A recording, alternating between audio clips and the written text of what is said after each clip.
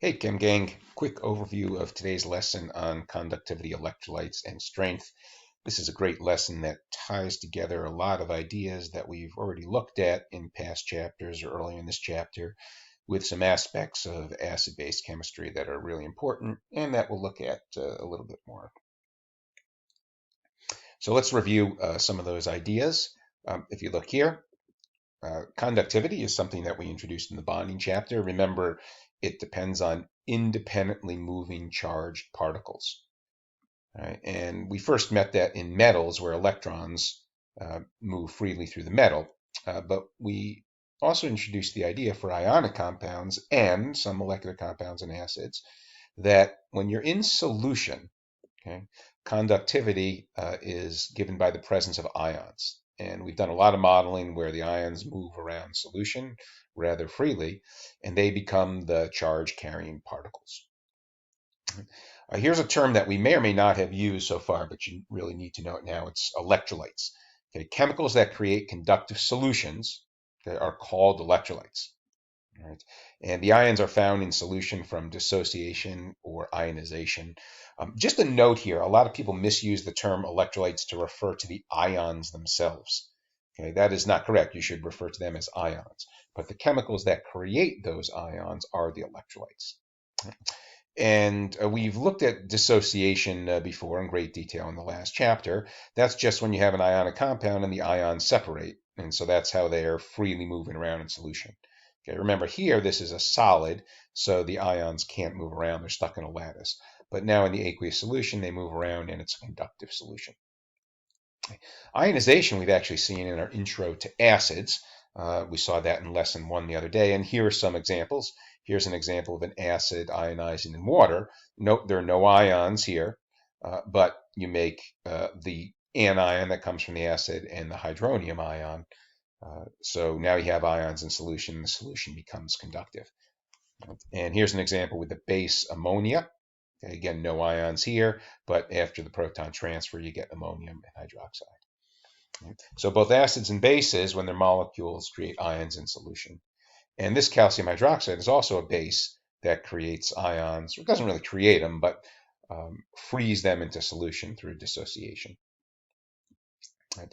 When you're talking about conductivity, the degree of conductivity is actually a measurable property. We won't go too much into that, but the important idea is the higher the ion concentration, I'm going to underline that because it's going to be important down below, the higher the conductivity. And this is something that we typically observe looking at bulb brightness. That's a simple qualitative way to do it, although there are conductivity meters that will give you a quantitative reading on how conductive a solution is. Again, it's essentially a manifestation of the ion concentration in solution. Right. Now we're going to talk a little bit about the types of electrolytes, which is their strength. And we're going to look at another guide sheet here. You can go back and look at these definitions later.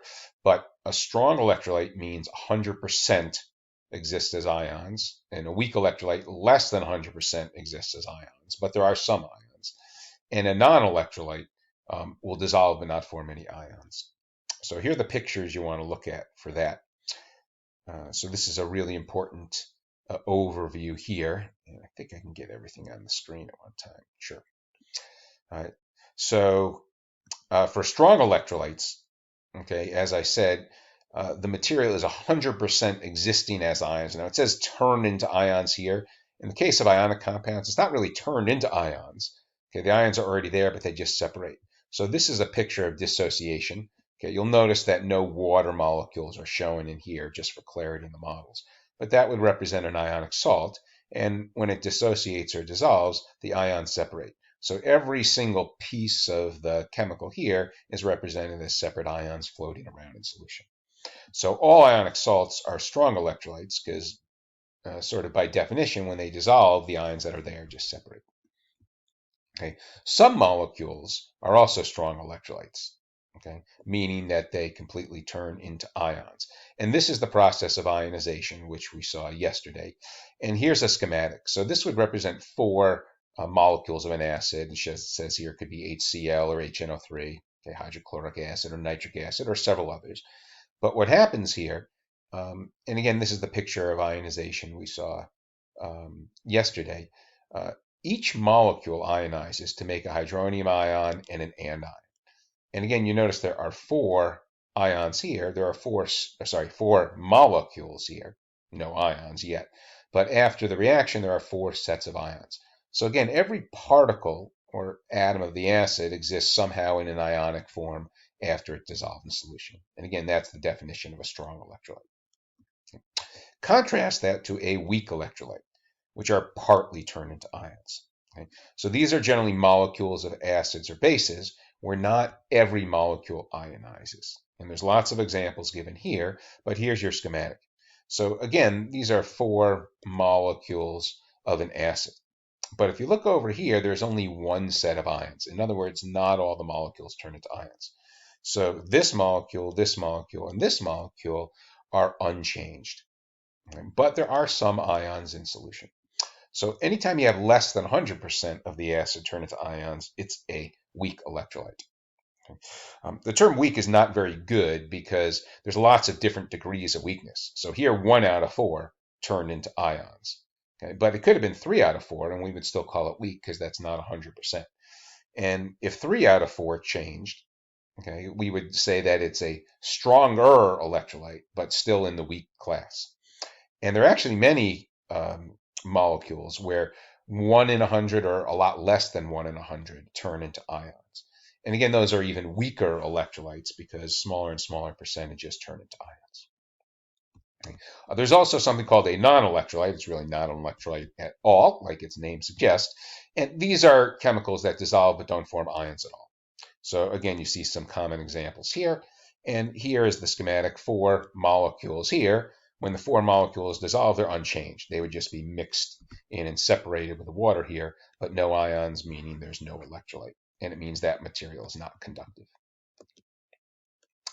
So getting back to the lesson here, there's one last important idea, and that's the idea of concentration. So we're now seeing concentration in a couple of different ways. When we studied concentration in Unit 3, it was simply the amount of a chemical put into an amount of solvent or solution. And again, we almost always use molarity here. But a 1 molar solution of HCl means that you put 1 mole of HCl to make 1 liter solution in water. And all we're doing is referring to it as HCl here. Okay. However, we've learned by the schematics that this HCl reacts and ionizes in solution. So it creates ions. And the concentration of those ions is almost always different from the concentration of the chemical itself. And the reasons why are showing up here, okay, but they're mentioned down here. Right? So the first thing is that some chemicals do not completely turn into ions. So if you put 1 mole in, less than a mole is going to turn into ions. Right? So you could have fewer ions. Okay, the other effect is that each representative particle, molecule or formula unit, can turn into 2 or more ions. And again, if you look up here, this is 1 formula unit of calcium hydroxide. Right? So we might have a 1 molar solution of calcium hydroxide, which means there's 1 mole of formula units in every liter. But you see in the reaction here, it makes 1 calcium ion and 2 hydroxide ions. So in moles, that's 1 mole of calcium ion and 2 moles of hydroxide ions. That's 3 moles total. Okay? So a 1 molar solution of calcium hydroxide is actually 3 molar in ions. So the ion concentration is higher. And when we're talking about conductivity and also pH, we're talking about the concentration of either all the ions or possibly specific ions. Right? And again, here are other examples with acids here. Notice that 1 mole of an acid makes 2 moles of ions, 1 mole of the nitrite in this case, and 1 mole of the hydronium. And same thing with the base ammonia. 1 mole of ammonia would make 2 moles of ions. Now that's if they fully ionized. And it turns out that these are weak acids, so they don't. So they can make substantially less than 1 mole of the ions. And again, it's this ion concentration that's important for conductivity. And we'll find that pH is specifically about the hydronium ion concentration. And we'll study that more when we do pH. So that's it. That's your overview. Lots of good stuff in the lesson today. Be sure to ask questions in our daily chat or over email or in the exit form or any way you see fit. Have a great one.